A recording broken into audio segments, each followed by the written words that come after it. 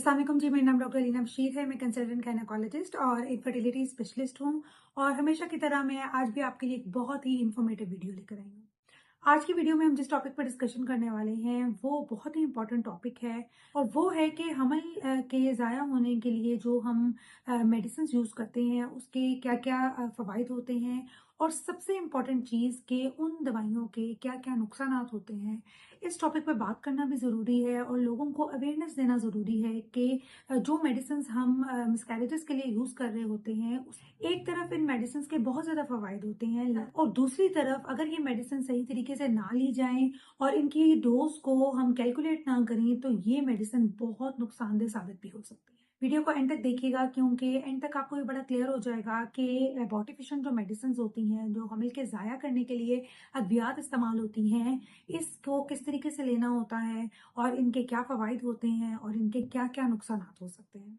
मेरे पास बहुत से ऐसे पेशेंट्स आते हैं जिनके मिसकैरेज हो जाते हैं। मिसकैरेज की बहुत सी वजूहात हो सकती हैं। बच्चे की धड़कन नहीं बनी, या बच्चे की ग्रोथ नहीं हुई, या बच्चे में कोई नुक्स आ गया जिसकी वजह से मिसकैरेज करना पड़ जाता है। ऐसे जो केसेस होते हैं वो हमारे फॉलो अप केसेस होते हैं, या हम जो भी मेडिसिन इनको प्रिस्क्राइब करते हैं मिसकैरेजेस के लिए, ये हम अंडर सुपरविजन देते हैं और इनकी प्रॉपर डोज कैलकुलेट होती है। हर पेशेंट को एक ही तरह की मेडिसिन नहीं दी जा रही होती।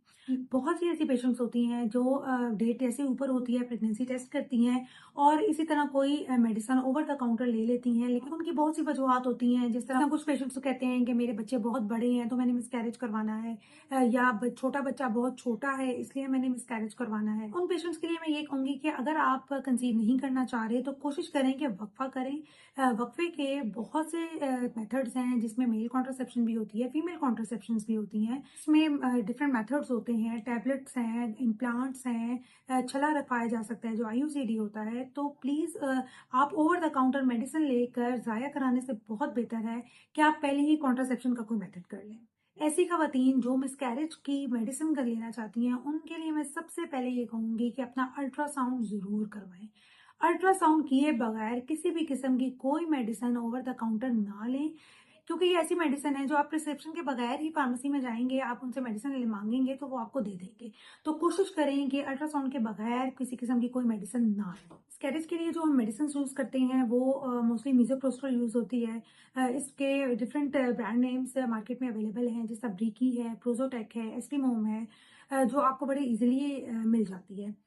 इस मेडिसिन का जो मैकेनिज्म ऑफ एक्शन है वो ये होता है कि ये यूट्रस को कॉन्ट्रैक्ट करती है। जिस तरह जब हम टर्म पे पेशेंट होता है या 9 मंथ होता है, उसकी हमने प्रेगनेंसी टर्मिनेट करनी होती है, यानी उसकी डिलीवरी प्लान करनी होती है, तो उसमें भी मीजोप्रोस्टोल यूज होती है, लेकिन उसकी भी एक खास डोज होती है। इस वक्त भी मकसद यही होता है कि यूट्रस कॉन्ट्रैक्ट हो, सर्विक्स डायलेट हो और बेबी की डिलीवरी हो जाए।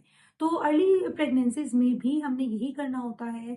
इस यूट्रस की कॉन्ट्रैक्शन से सर्विक्स भी डायलेट होती है, जिससे यूट्रस क्लियर हो जाता है और मिसकैरेज हो जाता है। अब इसकी जो डोज होती है ये डॉक्टर ही डिसाइड करता है अकॉर्डिंग टू वीक्स। इसके हमने कैलकुलेट करने होते हैं। एक प्रॉपर फीको क्लासिफिकेशन होती है जिसमें ये मेंशन किया गया है कि कितने वीक्स पे आपने कितनी डोज देनी होती है। तो हम पेशेंट को बताते हैं कि आपने रात के टाइम पे ये मेडिसिन स्टार्ट नहीं करनी, डे टाइम पे करें ताकि आपको ब्लीडिंग हो तो आप फौरन किसी करीबी हॉस्पिटल जा सकें। जो अर्ली प्रेगनेंसी यानी कि फर्स्ट ट्राइमेस्टर मिसकैरेजेस होते हैं उसमें ये मेडिकल टर्मिनेशन होती है, जिसमें हम मेडिसिन से इसको रिमूव करने की कोशिश करते हैं। लेकिन 9-10 वीक्स के बाद फिर आपको सर्जिकल जो टर्मिनेशन होती है उसकी तरफ जाना होता है, जिसमें डीएनसीज हैं, एमवीए है, वैक्यूएशन होती है और मल्टीपल मेथड्स होते हैं जिसमें सर्जिकल अप्रोच हमने अडॉप्ट करनी होती है। ऐसा पेशेंट जिसका हमने अल्ट्रासाउंड किया है और वो हम अंडर सुपरविजन उसको ये मेडिसिन प्रिस्क्राइब करते हैं, उनको हम ये गाइड करते हैं कि आपने मेडिसिन की ये डोज लेनी है, और वो हम वीक्स के अकॉर्डिंग कैलकुलेट करते हैं और उनको हम काउंसिल करते हैं कि आपको ये मेडिसिन लेने के बाद ब्लीडिंग स्टार्ट होगी। अगर तो थोड़ी बहुत ब्लीडिंग होती है और 7 पीस निकलते हैं फिर तो ये नॉर्मल चीज है, लेकिन अगर इसके साथ आपको हेवी ब्लीडिंग स्टार्ट हो जाती है, आपका ब्लड प्रेशर लो होने लग जाता है, तो पेशेंट क्लॉट्स पास करने लग जाता है, तो आपने फौरन डॉक्टर को विजिट करना है।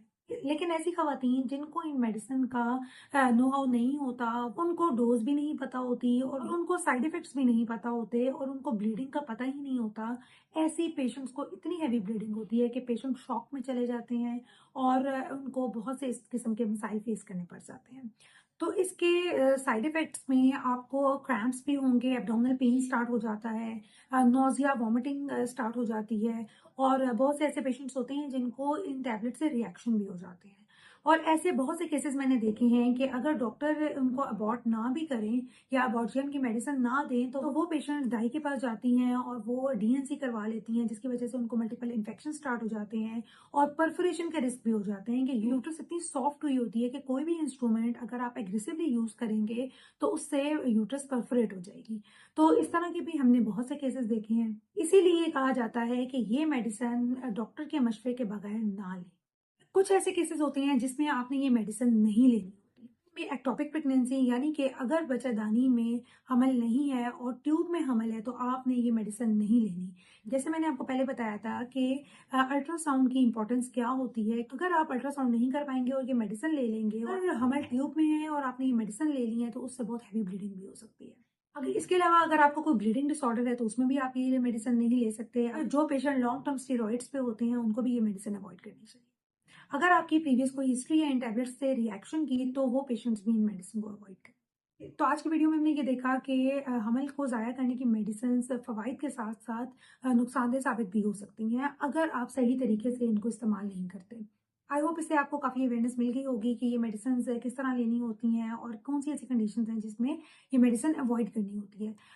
कोशिश करेंगे ये वीडियो मैक्सिमम शेयर करें ताकि आपके इर्द गिर्द जो भी पेशेंट्स हैं जिनको ये नहीं पता कि इन मेडिसिन के क्या क्या नुकसानात होते हैं और वो ओवर द काउंटर की मेडिसिन ले रहे हैं, उनको भी गाइडेंस मिल सके।